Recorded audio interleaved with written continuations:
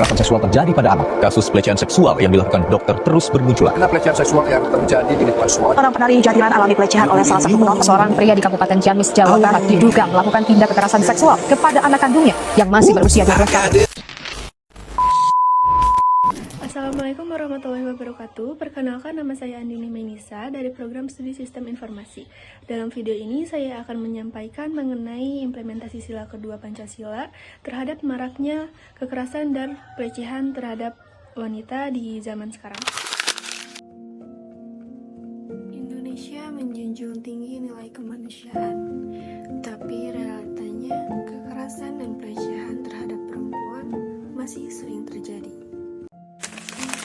Belakangan ini, kita semakin sering melihat berita tentang kekerasan dan pelecehan terhadap wanita di ruang publik, di tempat kerja, bahkan di media sosial. Semuanya menunjukkan bahwa rasa aman perempuan sedang terancam. Di tengah majunya zaman, kita harus bertanya, apakah nilai kemanusiaan kita mulai hilang? Data bukan hanya angka. Di balik setiap statistik ada manusia dengan cerita pilu. Setiap kasus yang terjadi punya trauma panjang yang mungkin tak pernah sembuh. Karena itu, tanggung jawab kita bukan hanya menonton berita, tapi ikut mencegah tragedi berikutnya. Kekerasan terhadap perempuan bukanlah sekedar angka. Ini adalah tanda bahwa empati di masyarakat mulai menurun. Banyak faktor penyebabnya, termasuk budaya yang masih merendahkan perempuan, tekanan hidup, hingga media sosial yang menormalisasikan pelecehan verbal. Lebih menyedihkan lagi, banyak korban memilih diam karena takut disalahkan. Padahal, setiap perempuan berhak merasa aman. Dalam kondisi seperti ini, kita perlu kembali pada nilai dasar bangsa. Sila kedua Pancasila, kemanusiaan yang adil dan beradab, menegaskan bahwa setiap manusia memiliki martabat yang wajib dihormati, dan itu berarti perempuan harus dilindungi dari segala bentuk kekerasan. Sila kedua, kemanusiaan yang adil dan beradab, adalah pernyataan bahwa kita wajib memperlakukan sesama dengan adil, penuh empati, dan tanpa kekerasan. Kemanusiaan berawal dari empati, kemampuan memahami perasaan dan batasan orang lain. Empati membuat kita berpikir sebelum bertindak. Pelecehan bukan candaan, dan kekerasan bukan kekuatan. Semua bentuk tindakan yang merendahkan martabat perempuan bertentangan dengan nilai kemanusiaan.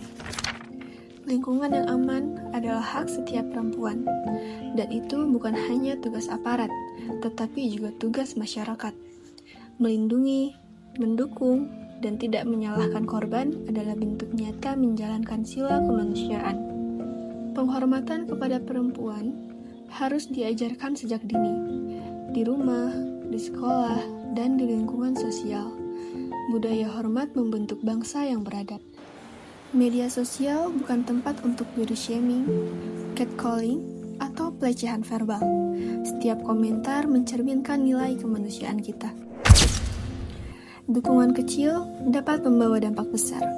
Mendengarkan, percaya, dan mendampingi korban kekerasan adalah bentuk nyata kemanusiaan.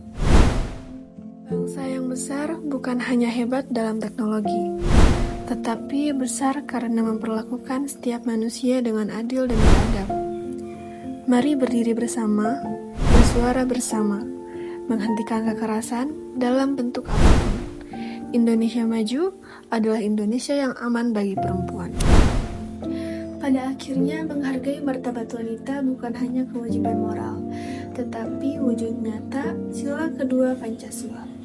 Mari mulai dari diri kita sendiri, dengan berani bersuara, menghentikan candaan yang merendahkan, melindungi korban, bukan membungkam mereka.